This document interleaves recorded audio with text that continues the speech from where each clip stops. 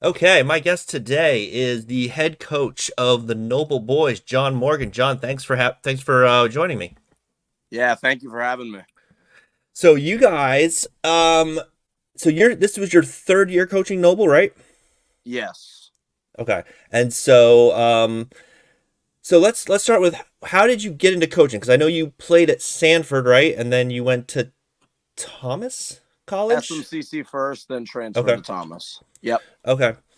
So what got you into coaching?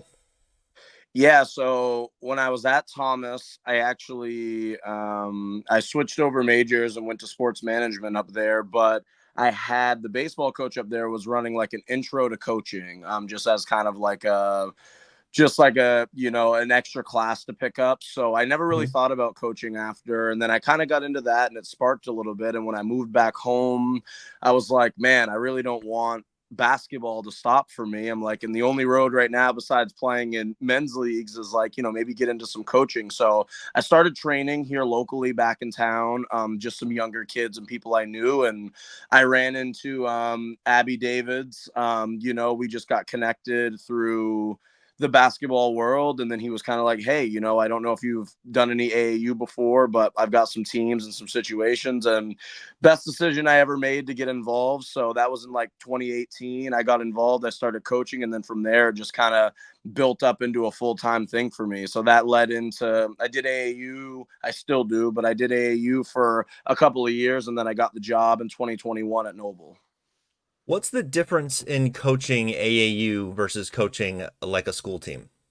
Yeah, so AAU is more like, I want to make sure I word this right. So, like in school, you have so much more time, school basketball, to create a scheme, create a system that your guys are going to run. You get beginning of the season before games, you're getting 12 to 14 hours a week of practices versus like an AAU week. Unless you're able to squeeze in a third practice, you're getting about 2 hours and 20 minutes, 2 hours and 40 minutes with your group a week. Okay. So the amount of like time you basically have to, I say this all the time, like once I got into high school, it was so much easier for me to teach because I'm basically taking everything in a small sample size and teaching my AAU guys like how to play offense, how to play defense. But AAU is a lot faster of a pace. It's just because frankly, like you don't have a lot of time to teach. So you've got to really like teach some small concepts and hopefully your group grasps that. I like to use AAU as like being really good at like two things on each side of the ball because that's Right. about as much time as you get to really drill it and do your best to perfect it. So you're really just teaching them. It's instead of putting in like a complex offense, it's kind of a read and react, pass and Yep. go through that sort of thing. And I'm a read and react guy in general. Our Noble guys play pretty fast. We talk about transition and everything along those lines, so it translates. But yeah, as far as like running a quick hitter, you got a couple quick hitters in your back pocket. But I use a lot of like timeouts and dead ball situations in AAU to draw things up on the fly for my guys, and we kind of got to say, hey, let's look at this for 30 seconds and try our best to go execute it. And I'm guessing there's not a whole lot of game planning for specific opponents unless you're playing like against Cooper Flag and you're like, hey guys, I think we should guard him. Yeah, so you will every once in a while run into the same program if you're playing in Maine. You may run into a good team where kids just know of each other or close programs. Like my 10th grade guys just played against an absolute stacked senior group this past Friday with like the Galleys and the Heberts. And it's like, well, Oh, all right, geez. guys, like, yeah, we're pretty familiar on what these guys do. So we make sure we get a Good hand luck. up and guard these guys. Yeah, in that situation, you just go, guys, just do your best. It's Yep. Just everyone's got to stay in front because if you help, they score, and if we stay in front, they're probably still going to score. so is it a thing where you're sort of like watching the warm-ups and you're like, well, he looks like he can play. That guy looks like he can shoot a little bit. Yeah, we try our best because as a main group, right? Like we sometimes don't always pass the look test, so I try my best, and we're pretty good. So I try not to like look over at the other side and be like, oh, I don't know, this team looks like they may be good or not. But yeah, like if you see a kid, that's like 6'5" and he's getting up and he's windmilling in warm ups, and looks like a pretty strong kid, we're like, hey, probably got to keep him off the glass and maybe see if he's a jump shooter first. Or if you see a kid not miss and he's got a pretty good looking shot, you start to make some small assessments. But I've done that before. and been spot on. And I've done that before, and some of those kids barely played in the game. So it's interesting. I've been in the stands like sitting next to a coach of like just a team that neither of us have seen before, and we're like, oh, that guy looks pretty good, and then they're not even playing. They're like Yeah, yeah, one of the JV kids because they look good, but they don't have a clue what they're doing out there. yeah. Genetic makeup is great, but then when it comes to like them getting in the game, it's not even close. My other joke with that is that in Maine, if you see a certain name in the program, you're just like, well, I don't know about this Pelletier kid, but I think we should probably guard him. Yeah, no, seeing that along the lines, going in there, it's like when I was talking to Dave Halligan at Falmouth. It's like, you see a Simons kid, doesn't really matter what it is coming up through. He's probably Yeah, going to be a pretty good player. yeah, that's one of the names. The Simons, a Bessie. If you see a Bessie, you should probably Yep. get a hand in their face. There's a bunch of them out there, but yeah. So so then getting so the noble job comes up, right? And so that's not, how do I say this nicely? It's not the Duke job becoming available, right? Oh, Like, it was not a sought after job. No. right, yeah. So what's the decision in deciding to take that job? Is it like, well, this is a challenge? Is it like, I don't think Halligan's going to retire anytime soon and the Falmouth job's not going to become available? Like, what's your thinking in like going after that job and eventually getting it? Yeah, so like really humbly here, I was that year. I actually made a post on my social media on Facebook. I was reaching out because I did my first high school coaching job was actually in 2019. Zach Blodgett took over the Massabesic program, and Hmm. I took the JV job there. After that happened, I just kind of stepped away for a year or two. Just didn't really just didn't love the school scene at that time. It wasn't anything to do with anything else. I just was like, maybe I'll just focus on the AAU stuff. So 2021 rolls around. I go, hey, like I'd like to get into a good program as an assistant and kind of Hmm. learn and just, hopefully build my way up so I have a good, decent enough resume and reputation so that if one of those bigger jobs opens up, I can take it. So when I made that post, one of my good friends who was the current JV coach at Noble sent me a message and was like, hey, just letting you know, like, I know you're looking for an assistant job, but the head coaching job over here is open. And in my mind, I went, well, there's not really big shoes to follow here as a young, Right. like it was no offense, but like there's not a lot of big shoes to follow here. I might as well throw my hat in and apply. And if I'm gonna start and make mistakes and learn, I might as well do it, do it here. In that case is how I viewed it. And little did I know I had a freshman class coming in of Jameer and Bryce and those guys coming up too. But it was kind of like a great situation. So I went in, I talked to my wife. I'm like, I'm going to apply and work to do this year. And, I ended up getting the job, in the case, which was awesome. But I really wasn't planning on being a head coach that year, like interviewing for that. It just kind of popped up. And Noble, I live in Sanford, but Noble, I'm close to the line. So Noble's only about 12 minutes from my house. Well, that's not bad. That Yeah, so helps. logistically it made sense for that. And I said, you know what? I might as well throw my hat in and see where this goes. So it's a little bit of a like a Joe Mazzulla thing. You're like, but the reverse, I guess. So you're sort of being thrown into the fire, but Yep. the expectations are very low, and it's not a thing where if you like screw up, people are gonna go, oh well, he couldn't win at Noble. Then clearly he doesn't know what he's doing. Yeah, and for me, like I didn't think like I wasn't like going too far when people were asking me that, but exactly what you said, I'd be like, hey, like I feel like if I can get in here and I can try and rebuild the culture of this and I can work, I can work through this. I'm like, this is a great first opportunity for me with virtually no pressure at all to win or for anything to be great. It's like you said, right? You step into anybody that steps into a Falmouth job right away or like a South Portland or a Portland or any of those jobs, it's like, well, immediately you have an expectation to win at a high level and make deep playoff runs. And for me, I'm like, well, as a first year coach at what was I 24 years old at the time taking the job, I'm like, this may be a good scenario for me. Yeah, I mean it makes sense to me. It's high upside. Yep. And if I mean, so this is for people who don't know. So I have your guys' tourney guide up here.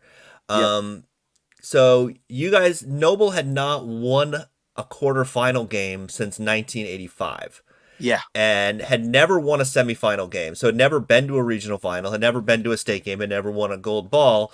So, I mean, 1985, what is that? That's almost 40 years. Is that almost 40? Jeez, we're old. Okay, so that's almost 40 years. Yep. I feel like it was just yesterday. But, but so, yeah, I mean, even just getting into the playoffs is an accomplishment in when you're looking at a program like that. So, Yep. what are the things you do coming in the door to say, hey guys, we're going to try to change the culture here? Because I imagine there's a lot of bad habits just program wide, not even with the players, but with the boosters and with the parents and with the administration and just everywhere. Because until you've won games, until you've, been a consistent winning team, you don't know what that looks like and what to do. Yeah, so a couple big things. So when I had my interview and I ended up getting the job, I spoke about I asked if there was any like program, like I don't want to say like, or not rituals, but like are there things that the program does every year that the AD agrees on, or is there any rules? Like, so one big thing was like before our new AD, which is there, which has been a huge piece too. Like Aaron was there, just started a year before I got in. Like things have changed a Oh, that lot at helps. Noble. Yeah, that helps a lot. Another young AD who's really competitive. But before that, there was a no cut rule. So no matter who tried out, every kid made some form of a team there. And that's how it Hmm. was. And I immediately said, guys, I appreciate you offering me the job, but if I'm going to take the job, I need this to be lifted. There's no Yeah. way that I get it, right? Program hasn't been successful. We don't want to turn kids away, but we also need to create a standard here of what our teams are going to look like. And we can't just have guys who don't touch a basketball all year roll in and just expect and have that incentive entitlement that they're going to make a team, or a senior who doesn't, or a junior that doesn't deserve to be on the varsity just makes the varsity because he knows he's going to get on the team.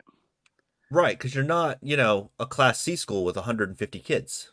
No, we have a big group of kids, and like I was saying, in that span, my first year was a little tougher to do because I had about 25 kids or 30 kids try out for the varsity, where this past year I had about 60ish kids or so try out, which was a big difference. Yeah, I mean, I was gonna say once you get to 50, 60 kids, like you gotta cut. There's only so many roster spots. You can't have three freshman teams or two JV teams or whatever. Yeah.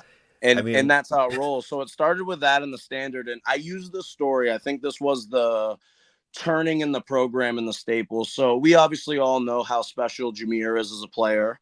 oh, he's amazing. Yeah. And yeah, and when he came in as a freshman was my first year. He made varsity. We had our first practice, and Jameer showed up like 15 minutes late. So I had everybody on the baseline, and we waited for him to come in. Then I had him go through the embarrassment of walking in, getting his shoes on, doing his thing. He moseys his way over to the baseline. And again, he had been pushed in some other phases, but I think he also at that time, and he'll admit this, had a like, hey, Noble High School is not great. I'm a really good player. I've been a good player, kind of came in with that thing. And I ripped him for like 15 minutes straight on the baseline. Guys, just listen to me. You think you're, whatever else. You look at the wall. Like I just went after him, and I was trying to set a tone that like I don't care if he may be the reason here why, one of the big reasons why we turn this whole thing around at some point if we do, but I want to set a standard about what we're going to do from the top guy all the way through. And like Bryce Guittard's another kid that I've always been extremely, extremely hard on. I feel like if it starts at the top, kids are really going to respond and respect that. So from there, kids really understood. Like Jameer hated me for his first year there. He really did. We have a great relationship now, but he couldn't stand me. I remember teachers would tell me, man, I don't know about Coach Morgan. Like he's always on me, in that case. But it created a standard that we weren't going to be late. We were going to practice hard. Even if we weren't going to win a game that year, we were going to approach and scout and go after every game like we had an opportunity. And that first year, we had a lot of really good games. Like we had a back-to-back against Sanford, who was like the 2 seed at that time. They just beat TA, and Scarborough, like back-to-back nights, we lost by a point. and like we were an 0 and we were an 0 and 19 team that year, but we competed and had some had some life throughout the year that I don't think any winless Noble team before had that same type of buy-in going Hmm. through. I mean, those games were played in late January, and we were still fighting everyone every single game to play. So we just changed some things. We changed some rules. We changed some expectations about what we were going to do. And I think once it took a little while for the culture to really set in. And this year we finally really reaped the benefits of those things. But, it really started to turn into that fold that next year. That second year we went 7-11, but we really started to kind of make our name as a solid, consistent program. So you had real like Gene Hackman and Hoosiers vibes for the. Yeah, early it was just like, you think you're going to do this, I'm letting you know you're not going to do this. And if you want to, and I'm saying this to a couple of really good players, like, you don't want to play, then don't play. Like, I literally was at that point where I'm like, you don't want to buy in, don't buy in. I'm like, we haven't won, so if this, like, for me, it's like, it's not like we've won 15 games and I'm trying to adjust to what you guys are doing. We're trying to figure out how to win and be competitive. Right. My coach Yeah. had the rules that if you were late, I think it was you had to run a lap for each minute you were Ooh. late, Yeah. which, or maybe it might have been a suicide. It was a lot. It was running. It was most of the punishments involved running, but that pays off, Well, going down and the so road. this year, what was beautiful about it is, like, Isaiah Connery, who was a fantastic captain and really just embodies everything that we do. He would handle it. Guys would not be so. It wasn't even about being late to practice. If you weren't 30 minutes early, every minute after that, Isaiah basically had a tier of how many suicides or sprints you would do based on how, like, if you were only 20 minutes early, you would do a certain amount, and I didn't even have to handle it. He would just go, hey, Oh, that's awesome. you were 10 minutes before practice, this is what you owe. And sometimes the kids didn't love it, but they listened and they respected it and bought into it, and they're like, okay. And those guys would run once and then they'd be there 30-40 minutes early. I got to the point this year where I would show up to practice an hour early on a Saturday for our practice, 9 a.m. practice. I'd be there at 8, and I'd have kids already in the parking lot waiting for me to get there to unlock the gym. Pretty cool. That's awesome. So Isaiah, he's number 50, right? Number 50. Yep. Okay, yeah, he struck me very quickly as the guy on the team you don't want to mess with. Yeah, emotional leader, guy that when, someone goes and sets a hard screen on one of our guys on the other team, he'll return the favor on the other side. Really a guy that's playing in a different time. He should have been a guy that was playing in the 80s or 90s and that kind of bully basketball era Yeah. there, but he was so valuable to our team. Yeah, he was the guy that, because I didn't see you guys last year, and so I think the first time I'd ever seen a Noble game was the quarterfinals, and like 2 minutes into the game, I'm like, oh, this number 50, he doesn't mess around. Like Yeah, this guy tough. showed up to play. Yeah, tough kid. And I think it helped that last year, last year he was playing against, he had the tough matchup with no size. We didn't have, Andrew Marzoli, number 0, our big guy, was Hmm. hurt most of last year. Isaiah was playing the small ball 5 for us all last year. So he was battling with, Elliot Bouchard and a bunch of those other guys along the lines there, Oxford Hills, like Holden Shaw. Like he had to go through a year of just being tough and guarding a lot of bigger guys. So this year he was kind of able to be a bit more dominant physically, playing more of that 4 role, like being in that 4 spot. It's kind of like a Draymond without the Yep. ejections. Yeah, so we always use the term, and it's funny because Isaiah was a bit emotional, like, a few years ago. He's grown a lot, but yes, like, he was definitely the Draymond type guy. If anybody in our league was as close to Draymond without the antics, it would be Isaiah. So what do you do? So it's one thing to have you come in and you got this great group coming in. What do you do for your feeder program to start off? Is it, or do you start to get hands on with that? Because I mean, when Jameer and Isaiah and all these guys graduate, you got to make sure you're not back to square one. Yeah, so I personally haven't had to run any, like, I haven't had to organize any programming. So Isaiah Connery's uncle, Ryan Connery, couple of his younger sons have come up through the youth, but Bryce Guittard's dad, Brian Guittard, and Ryan Connery are 2 guys that have basically been floating this youth program more since, like, I think they were doing it a little bit before I got in, but Hmm. they've been getting it going. They've been having that going. We have a bunch of teams on the boys and girls sides. There's clinics every week. I mean, Brian was running a K through second grade or K through third grade clinic that had like 80 kids in it in our Oh, district, cool. boys and girls. So we have some good basketball minds that are running a ton of programming, and I pop in and run free clinics from time to time. And right now, like this spring, I'm running clinics on Tuesdays and Thursdays where I have a ton of the youth noble kids that come in, and they work out and they kind of get to learn the system and learn just kind of like what my expectations are. But the youth program here is really good, and the people that are involved with it really care. I mean, we had half of our student section was made up of noble youth kids during the tournament, which was awesome. Oh, I know they were sitting right behind me. Oh With yeah. with the Yeah, whole I think thing, you tweeted about them. probably. Yeah. Um, so was this a youth program? Like, what did the youth program look like, say, 10 years ago? Is this a big improvement over the previous iterations of it?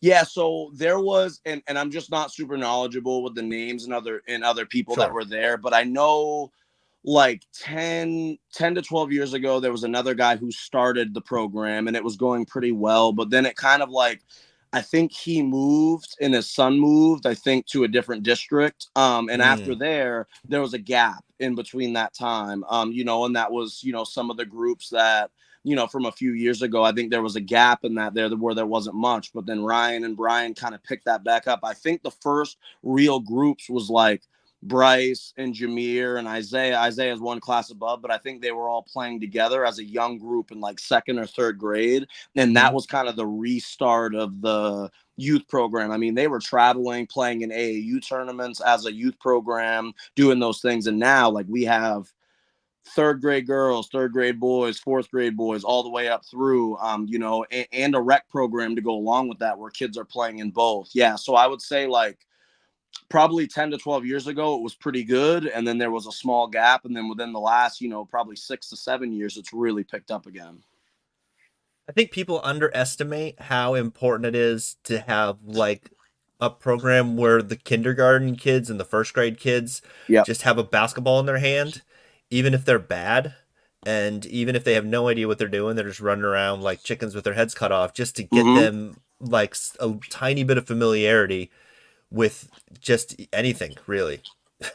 Yeah, no, it's huge. And we are seeing, like, it's awesome to me when I work with second grade. I worked with a second grade noble boy last week, and him and his mom come up and go, "Hey, it was so incredible to watch your guys's playoff run." And her son is just so happy to be in the gym, just getting shots up and working on basic stuff like footwork and layups and shot form. But to have kids in there like that, like, we've already created a buy-in for these second, third, fourth grade kids coming up through, and even younger, and they're just excited to be a part of to get up to be a part of the program. Have you noticed that the Turny Run has, I mean, it's only been a couple weeks, but have you noticed the Turny Run having any impact like on a broad scale on the youth program? Because they were there and they were very engaged that week, and it seems like that would, be a bit of a trigger. Yeah, so I'll say for even specifically, right? So as I got into the AAU season, I kind of created a training business, a training model that I just wanted to put together. And, immediately there it was, from noble boys and girls for the areas that I'm doing down that way, full slots of kids. I mean, some slots that I couldn't even fill based on time of that there. I would definitely say a lot of that has to do with just the recent success of the program and what these kids have done, and on a different scale. Like, I know, like, guys like Jameer and Bryce and Isaiah, some of the faces that people recognize a ton in the program, they're out at the grocery store and people are running into them. They were out at Chili's before the Westbrook game, and Jameer and Isaiah told me that there was a couple of young kids that said they were going to the game and their parents wanted pictures. I was just with Isaiah. He coaches with me over the weekend. We're in Hampton, New Hampshire at a basketball tournament, and a few main teams were down there, different programs. Parents are coming up to Isaiah, "Hey, you had a heck of a season. In the case there, we followed you guys. You guys were fun to watch." I would say the overall community, youth, and just outside impact for these kids from this year has been just huge. That's very cool. I Yeah. was I was surprised how big your crowd was at the tournament games just because, there's not that experience with going to it and you always wonder if people are going to show up for it. I was really like not overwhelmed, but I was pretty surprised at how big and enthusiastic that crowd was. Yeah, we like for us, getting everybody in, took some time. My first year, would be really overpacked by the other crowds filling both sides. And then Right. last year we had our senior night against Kenny Bunk and we didn't play well. But regardless of that point, that was the first time I had ever, I think ever, probably besides maybe some girls' games, that there was standing room only in the Noble Gym. It was packed all the way through. People were standing along the sides, kind of along the baselines, being asked to move out to the side. And then going into this year, we got another taste of that when we played G&G at home. I mean, that was electric. Picture the loudness and environment that the Expo was, but cram it into our Noble Gym. That's not a small Right. gym, but not as big as the Expo. But yeah, people came out. I had people from class 75 that brought their kids and came in to watch the stuff there. It was really cool seeing the community support come out. That's very cool. So, what was the point this year when you thought, this team could make a run at it? Could like really like make a legitimate run? Um, so when we went to, it's funny, this came in two losses. So when we took back to back losses to Falmouth and South Portland. I Hmm. watched us play really poor and go through some adversity in the first half of both of those games. And I said, South Portland was a lot better than what their record showed. They just needed to figure it out. And Falmouth, of course, always was good and well coached and whatever down the line. So I said, okay, my old Noble groups or the old Noble way is all right. We competed for a little while, or somebody punched us in the mouth. We'll just call it a night. Hmm. And Falmouth, Jameer's in foul trouble. He's in and out of the game. Isaiah's in and out of the game. We battle. We play great defense. We keep ourselves in the run. We make a great push at it. We basically draw up. Jameer fouls out with like 3 minutes left, still making a good push at it there. Bryce and Isaiah are carrying us offensively. We're just playing tough, and we get a shot to one of our probably our third best 3-point shooter, Chase Doty, or number 13, who was hurt at the end of the playoffs. But we get a wide open look for him to tie it, or maybe it was to win it. I think it was to tie it with about 20 seconds left. Then we get an offensive rebound. He misses, and we miss that shot. But we battled. We go to Falmouth. We handle some hardship. We don't win, but I'm like, okay, like that was kind of a first test, and to see where our toughness is. We go to South Portland. We play another tough game. I get my first ever career technical. I'm sitting on the bench, like I'm not really, the guys are kind of having to take some leadership here. We go to overtime. We don't win, but to see our group respond the way they did and practice the way they did, I looked at our coaching staff. I said, I know we had a tough stretch there, but we're gonna win some big games here, and we're gonna find a way to make a push at anyone. And it really all kind of capped off. I think the full buy-in was when we beat G&G at home. I think when Right. G&G came in, we were on a nice little run. We kind of bounced back, and when we beat G&G at home, they gave us an incredible run. They came back in the game. The environment was insane. Our kids handled it. And when we won that game, I said, okay, hey, we're sitting in a good spot here. If we play our game and can make the proper adjustments, we're in a great spot against anyone. And we truly felt that throughout the year, but I think that proved it to the guys.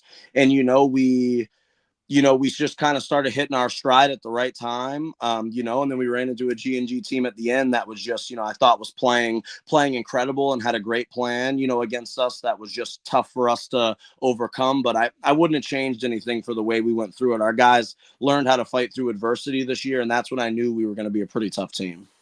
Yeah, that G&G team was no joke. Like, Unbelievably talented, and what people didn't realize about them was their role pieces were really, really, really good at their specific job. So around their four really good scorers and combo guys, they had guys that could knock down the wide open three or mhm. take charges or be really big in some certain cases. They were a well-rounded team for sure. Yeah. So let's talk about the tourney. So I had a pretty good seat for all three of your games, and I like to in timeouts. I like to watch the coaches because that's why I Yep. tend to sit like behind the scores table because it's always fun to watch the coaches. And you didn't coach like a coach in his first real tournament run, and you seem to be much more composed. What was it like for you going through? I know you guys had a quarterfinal game last year in Double A, but what was it like for you as a coach going through your first real tournament run?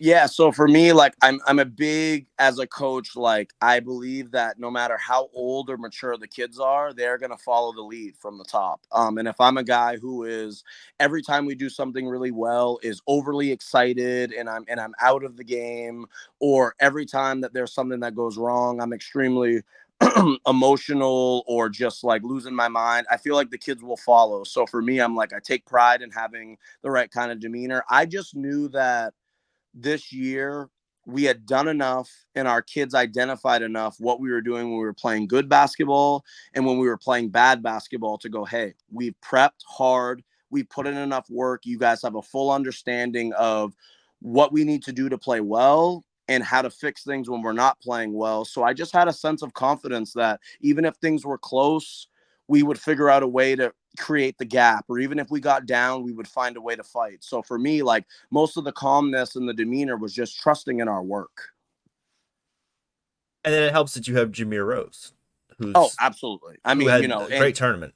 yeah, having guys like Jameer and Bryce and Isaiah that are seasoned now and understand exactly what we're doing. A lot of times those guys would pull things in, or Jameer would look at me and I'd be like, hey, let's go get something to get the ball in you or Bryce's hands or someone here and let's go make a play, and that's really where it's separated. I mean, obviously, like you said, you can do everything you want as a coach, but when you got guys that want to go out there and compete and play and can execute, that surely helps.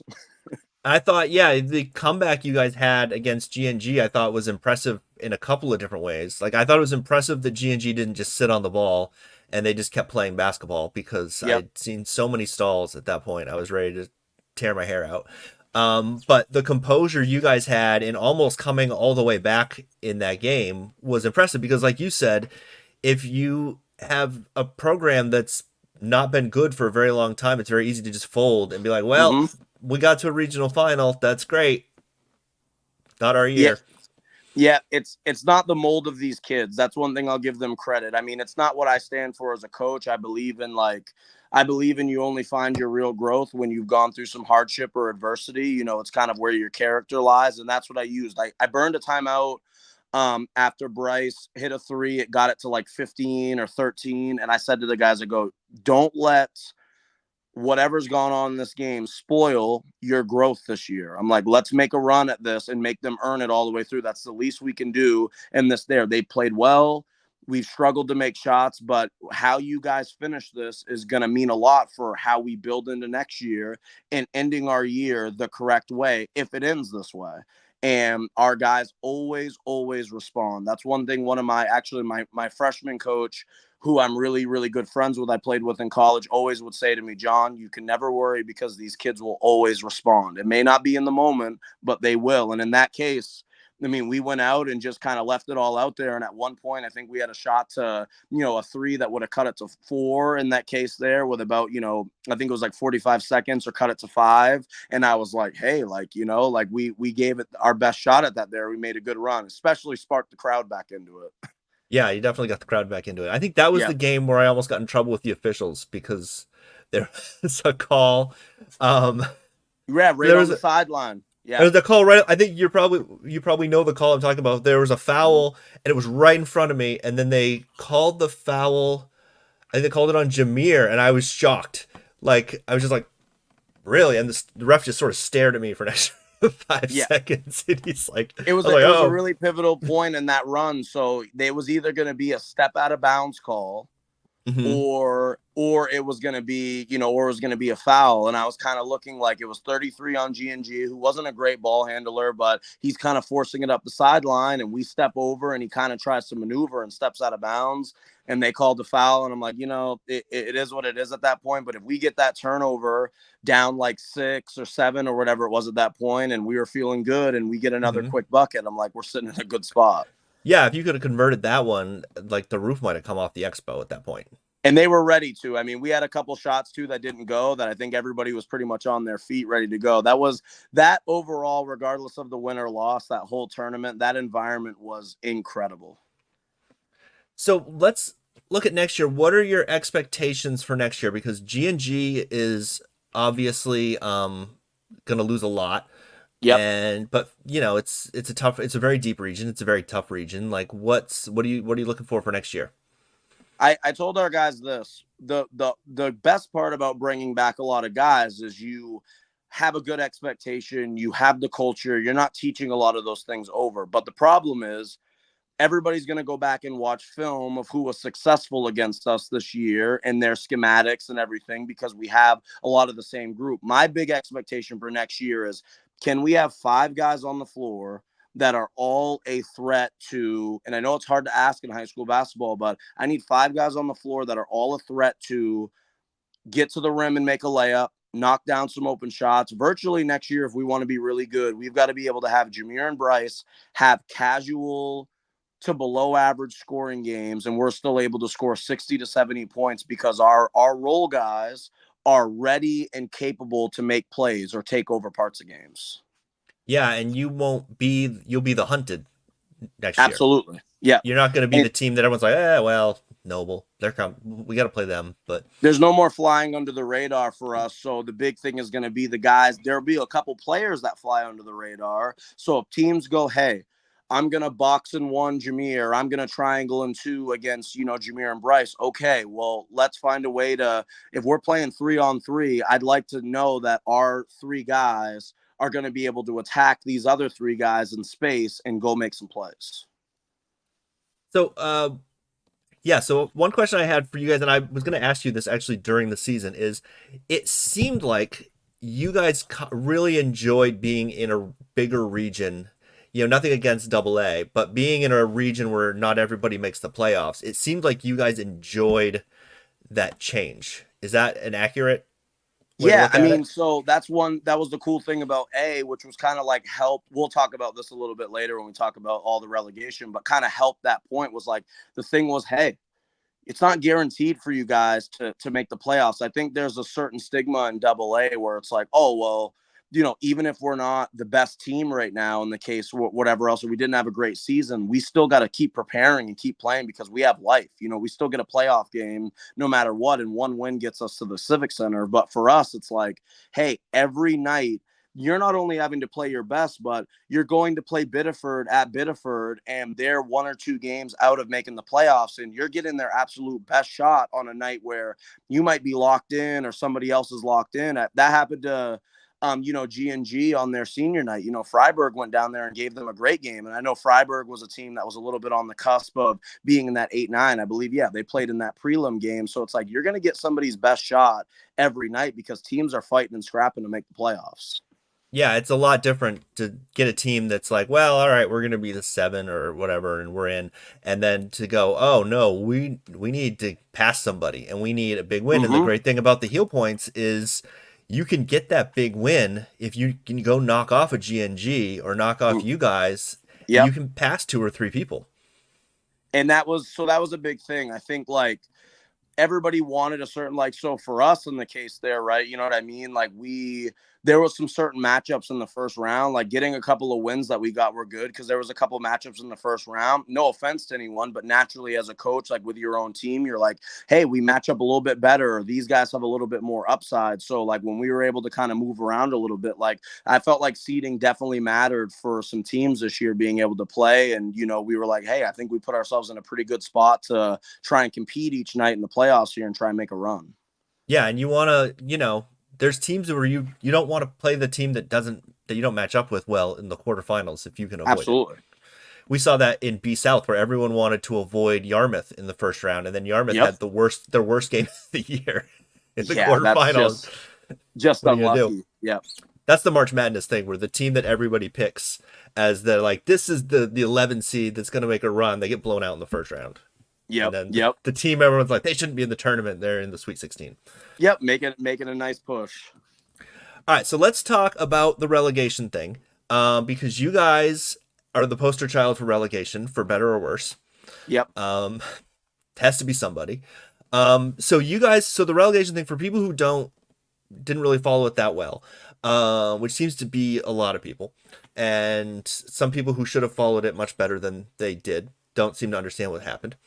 So there were a lot of programs like yours, Wiscasset, the Waterville Boys, teams like that who had been bad for a very long time, Yep. and so the MPA finally decided, hey, let's relegate people and drop them down. And I think the big misconception is a lot of people think that teams petition down, but nobody petitioned down because I don't think you can petition down. You maybe can. I was going to try to read up on that last night and I forgot to. Yep. So the MPA said if you've only won 25% of your games in the last 4 years, you're going down, and then you have the option to stay up if you want to, which some teams did. Belfast did, and they clearly shouldn't have. A couple other teams, I think Gardner Boys did. So what was the process for you guys when the MPA says to you, okay, you guys are getting relegated? What's the discussion like there?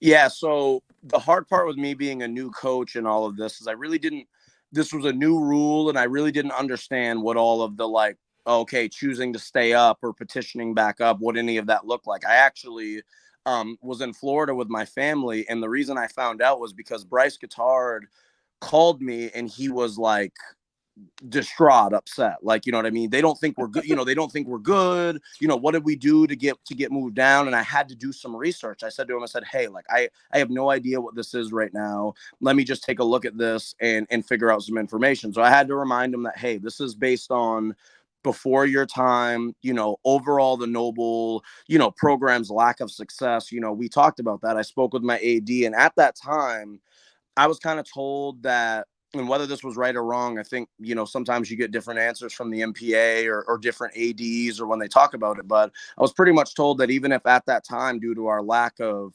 success before that, even if we tried to petition back up or wanting to stay, that it wasn't a guarantee they were going to do it, you know, at that time. So, which was strange. And I didn't know, knowing what I know now, I may have been like, hey, to my guys, well, let's vote on this. And if we decide and it's clear that we can stay and you all want to stay, let's stay. If not, but I just didn't have enough knowledge at the time. But I wanted to clear the air when all this came out that like nobody from our side, our AD, myself, our guys, were ever asking for any favors. We're not asking Right. for a handout or to be moved down. And when I talk about the actual league, I spoke to a couple of pretty decorated coaches in Double A. I asked them about this situation, and they expressed to me, they go, John, end of the day, which everyone would agree with, and even more this year, the top 5 teams to 6 teams in single A lot of times are just as tough or can be just as good as a good crop of the Double A teams. He's like, so even if you do get a couple of easier games on the back end of your schedule, you're still going to have to go through some really good teams to get to where you want to get to. So they kind of expressed to me that as long as you were getting some Double A crossovers, which we did, just like Falmouth, we had the most Double A crossovers of any A team playing. You know what I mean? They were like, you're still going to have to run in. And this year, you talk about G&G comparable to pretty much any team of any class, or look at somebody like Oceanside, I would say in the case there, like, you know what I mean? We really, nothing really got that much easier for us in that span, you know, in that Right. case. So yeah, it was interesting, like listening to all of it there, but wanted it more to be known that like our kids are not guys that run from any challenge. And especially me, like if I was going to petition down, I would have done it after my first year when we took an absolute slacking from everyone and didn't win a game. Right. And really, if they had done relegation, started this 10 years ago, you guys would have been an A for a while Yeah. anyway. Yep. And I think it was just that you guys, it was, there was a couple teams that have been where you could see, if you've been paying attention at all, you could see that they were starting to get better. Wiscasset was a very slight version of that, and you guys were the most obvious version of that because you're Yep. like, oh, well, they were the 5 seed in Double A. So I think a lot of people thought you would probably petition to stay up. But again, if it's this new rule and you're like, I don't really know what's going on here, Yeah. then what are you going to do? Well, and that was the big case for me that like I didn't have a ton of knowledge on it there. I thought that this was something that, you know, like in my mind, right, being a newer coach, like it's like, okay, well, the MPA makes a rule, they set these things up, this is the way they want us to be able to play. Like I added in my social media post, I'm like, we just go where they want us to play and then we go and play. But the big thing for me, for people that complain, is like, let's not act like us going into A is like we just went and played against a bunch of schools and we won every game by 50 points and we win and won. Like we didn't win the regional final, you know. And again, like I go back on this there, it's like we matched up with some double A's. We matched up with Gorham in the preseason. I get it's preseason, but it's like, you know, G&G I felt like could have beaten anyone in any class. You know, and you could say that for multiple other teams, no disrespect to any other teams, but it's like, Hmm. you know, I had some coaches even text me and go, man, like seeing how you guys had to match up with some of those teams in A, it's like, you know, maybe you guys should have stayed, you know, in the case there, just talking about that, which was like, obviously they're kind of more joking, but it's like in the case, I'm like, yeah, like, you know, A is no cakewalk at all. No, A is definitely not a cakewalk. There's teams, you know, you mentioned Oceanside, Orono, teams Yeah. like that could hang with just about anyone. I just think it's hilarious. There's this subset of class A or double A, probably parents, because it's always parents, who think that like double A is the NBA, and then if you drop down to A, you're suddenly playing like D1 college teams in terms of Yeah. comparison of the drop in quality, and it's just not the case because I mean they're not that much. The schools are not that much bigger for one, and you know double A schools lose to A schools all the time. I think they win like 55% of their games against in crossovers. Yeah. So that's been the big thing for us. And one thing I wanted to touch on was like what a lot of people don't realize about this down here is like the system is flawed. So when you're in middle school, I went to Sanford Middle School, you play against Wells twice, York twice, Marshwood twice, Massabesic twice, Biddeford twice, Kennybunk twice. Then you're expected, and same thing with the teams that go, like all the Portland middle schools, they play against each other. They play against Scarborough. They do that. It's like when we get into this realm, it's like I understand the numbers of kids, but it's like nobody from Noble Middle School or these other middle schools here, these games are not blowouts. It's not like Noble is playing against Marshwood Middle School every year and they're winning by 50 points, right? It's year to year with these different teams. So what I don't Mm-hmm. understand is like, why are we going into a class like when I was in high school? It made perfect sense. When I graduated in 2014, you played Biddeford, you played South Portland, you played Deering, you played Cheverus, you played Kennybunk, like you played all those different teams. And to be honest, like, yep, the Cumberland County has always reigned a little bit supreme in that case there, but we're also looking at an extremely different crop of kids that are going through these schools each year. Mm-hmm. You know, Yeah, that's and kind of been my point. Like I talked to a few coaches about just in the AAU scene about some classes that if we were to get those classes here at Noble or Marshwood was to grab those or Massabesic or someone, they would be overly excited because those kids are going to really help turn around what could be a 3 to 5 win season and maybe make that a 7 to 10, where some of those other coaches in Cumberland County may get those classes. They're happy about them because they know they're getting good players, but they're getting classes like that every, if not every year, every 2 years. yeah, Yeah. yeah. So What was what would you say? So one of the big arguments for relegation, which I was a big proponent of because it just it just seemed there was like you scores for example, and it's like 90 to 10, and you're like, dear God, this is a bad idea. Like, who is this helping at all? So one of the big arguments was that it would give programs that have been down for a while some experience with winning at least competitive games, and then that would help jumpstart. And I think we've talked about this a little bit already. That would help jumpstart the program a little bit. Do you think that's worked for you guys? You might be a bad example, but do you think that yeah, I works? don't think I don't think we're a great I don't think we're a great example just because I think in the direction we were trending, whether it was double A or A, I think we were going to start to have this community like support and like outcome, at a point here. I felt like it was growing, especially last year. We had a lot of people come to the Bonnie Eagle playoff game and supported us through the year. Crowds were nice, even when we were 7-11. So I feel like it may be tough, but I think of like even a better example of like maybe even like the Biddeford girls in the case Mm, there, right? Like as a group that like, I know a few Biddeford people and they're like, hey, like just a couple of new kids on that team had more fans come out and more people go and support and do those things. So I think for us, like the relegation, obviously, like I was saying in the report that I think was taken wrong when I was on the call when they were originally asking about this. I'm like, well, we can't sit here and say that we weren't successful in A because we had a regional final appearance and we won 16 games, including the playoffs. But overall, I think we were going to get to this point. But now saying A or double A, that's just the difference of like, well, you didn't necessarily play in double A, so we can't say that you would have, but I think most people that understand the game know that we were trending this way anyway. Yeah, I think you would have been right in the mix there. Yeah. And I just think the weird thing is I think it was the Bonnie Eagle athletic director saying that you guys took a playoff spot from someone, and I'm like, why? First of all, why would you say that? It's not true. And why would you say that even if it was? Because you guys being added to A literally added a playoff spot to the region. Added a playoff spot to the region, and let's not, and this is again, and no offense at all, but we basically, the way I view it is like, if we won against you in A, you also got a Massabesic team in the region that you also got. I don't want to use the term a free win against, but they didn't win a game. Yeah. So they didn't win a game. So you can say, oh, like, so you look at like a Freeport, right? Freeport happened to beat us, which was good. And they also got Massabesic in, which was also another win. So yeah, like I get it. Like I get that they, what they, I guess what he's saying in that case, but it doesn't really make any sense because it's not like you add Noble that's stealing a playoff spot or stealing a win, but you also get you add a playoff spot and you get a Right. Massabesic group in that virtually everybody got a win against. Right. I mean, they're not worth any heal points, but it's a win and Yeah. it's something.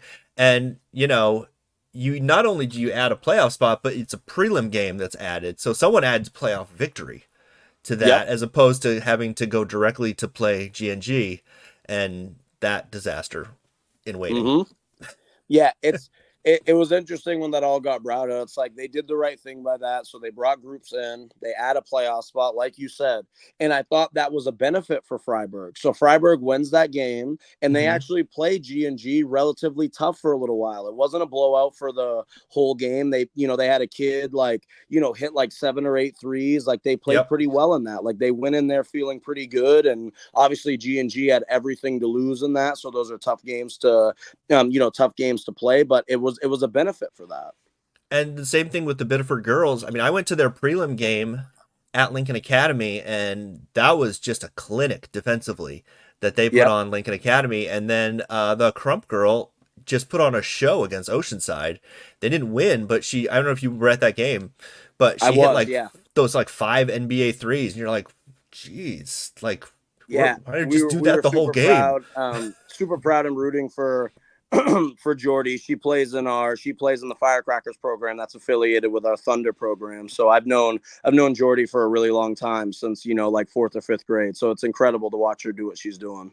That's very cool. That's very cool. But yeah, that's a great example of a team that really benefited from the Yep. relegation, and they're going to be very competitive in B South next year. Really, They really good. Yep. might be one of the I think, well, Oceanside's going to run away with B South next year because they only lose like one kid. So, and it's not the one that everyone's waiting for them to lose. So, Yep. so I mean that's I don't think that's going to be a super competitive region next year. But Biddeford's going to be in the mix for a top 3 or 4 seed there probably, I would think, Yep. right? Yeah, I think so too. So and then when in not this year, but it's every 2 years. So then you guys are going to go back up to double A, presumably, unless I can't imagine you wouldn't go back up to double. No, you would. You're definitely going up. So what do you do? Are you like, how do you prepare for that? Like, what is your approach to going back into double A? Are you going to tell people about how fun it was to have the heel points matter during the regular season? Sort of preach the gospel of not everybody makes the playoffs. Like, what does that look like, do you think? Yeah, in a perfect world, knowing what I know now, I wish they would just kind of I wish they would have just kind of done away with the 5 classes here and kind of gone back to how things were before, where like, yep, like, you still matched up with, certain teams. Like we still have the SMAA, but some are A, some are double A. But I think for us, it's like, all right, we go back into double A, and even if we struggle or whatever else at a point, which I think just with the kids we have coming up and the culture we've established, I find my goal always as a coach is like, when you have a really good group, you obviously are making a really, really good run, and you have dreams and goals of winning a title. But even like the coaches I respect the most, or even when you don't have 20, you don't have an all-state point guard, or you don't have an all-conference shooting guard, do you still find a way to win 5 to 10 games or 5 to 8 games because you have a great program and you're competitive and your kids play hard and you honestly steal some games just off of your structure? So for me, it's like, as we go back up, I think it's going to be, I think it's going to be interesting to see where things get into the fold, but I think our groups are going to be ready. I think our kids are going to be, they're learning this coming up, and they're learning it a lot earlier. They're not just learning what we're doing in ninth grade or 10th grade. They're learning the stuff from fourth and fifth grade and on. Yeah, I think the test of a program is not how many gold balls they win, but how what their floor is when the Yep. year after they graduate their entire starting five, Mm-hmm. and like how far down do they fall. Like Falmouth never really falls that far down, no matter who they Nope. graduate. They're like, Madomic's an example of that. A bad year is 11 wins and the seven Yeah. seed, and that's, I think, the test if you're building a program, which you're clearly doing, and I think it seems from here that you're doing a great job, is how it looks once Jameer, who might win Mr. Basketball, I think he's probably the front runner, when he graduates, like, what does it look like after that?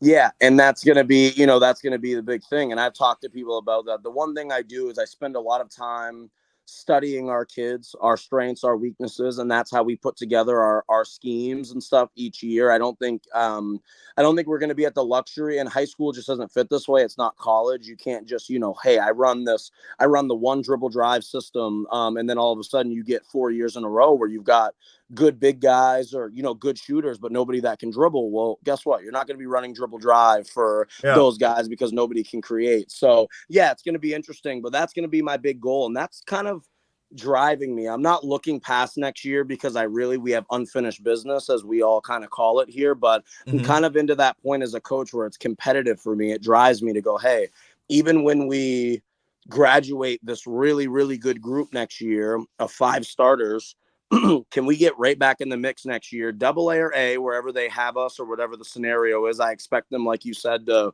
bump us back up into double A, but I expect us to be competitive every year. Yeah, you can't do the thing where you're like Bayheim. You're like, well, we do a 2-3 zone here, and that's it. Yeah. No, you can't recruit for that. Um, because although there is rumors that people do recruit for things, but you can't really do that.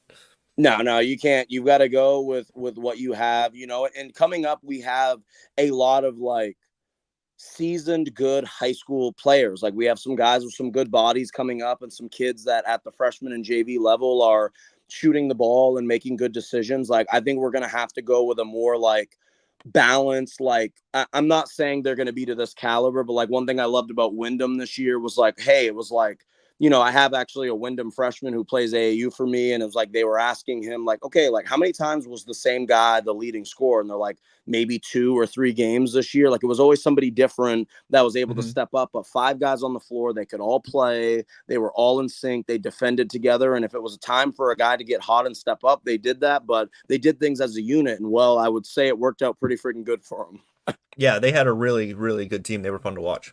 Yeah, a lot of fun. All right, well, that is pretty much. I've used up enough of your time. You tell people where they can find you on social media as you fight against the people who are complaining that you got relegated. Yeah, let me just make sure I have my handles correct really quick All here. right. Yep. So Instagram, you guys can find me. Um, It's Coach J underscore Morgan. You guys can follow me there. And our team, I post a lot of updates. And then on Twitter, I go by maybe the same handle here. Just let me be sure. And on my Twitter, it goes at Coach Morgan underscore 13. All right. Is there anything you want to tell the people before you go? Yeah, I just wanted to say thank you for having me on. Obviously, just to kind of Of talk course. about our noble program that I'm proud of, and to kind of just clear up a little bit of the air about the relegation stuff. And I'm just I just want to add that coaches that are out there, like, I think it's super important to protect your guys. And my whole point of like my social media posts and like what I promote for my guys is like, I don't care what anybody thinks about me, or like if I'm a good coach, if I'm a bad coach, if I have a good program or a bad program. But one thing is I want to make sure that people know that like we have a bunch of resilient kids here at Noble who do things the right way. And they've been a huge part of building this the right way. And we've built ourselves a competitive program, doing it organically and doing it through, I would say, a lot more hardship than most other people would. So I'm proud of my guys, and I know this is going to be good fuel for us leading into next year to hopefully get something done that's never happened in our program again. We want to keep chasing history here. Yeah, and it's a really impressive job of turning that program around and getting them to buy in. And it was really obvious watching you guys up close that they were really fully bought into you as a coach and bought into the program. And yeah, I think you did a hell of a job there. No, thank you so much. Buy-in is important with everything we do in life. So the fact that me and the kids have that is really good. It excites me even more to keep building this going into next year. All right, great. That is the show. This has been a production of MaineBasketballRankings.com, your source for the most comprehensive coverage of Maine high school basketball from Ashland to York and everywhere in between. You can find this on anywhere you do podcasts and all of the places you don't. If you enjoyed this, rate it 5 stars, all that nonsense. And that's the show. Thank you so much, John, for joining me. And best of luck to you next year. Thank you so much, man. All right, that is our show. And join us next time when I don't know what we'll do. All right.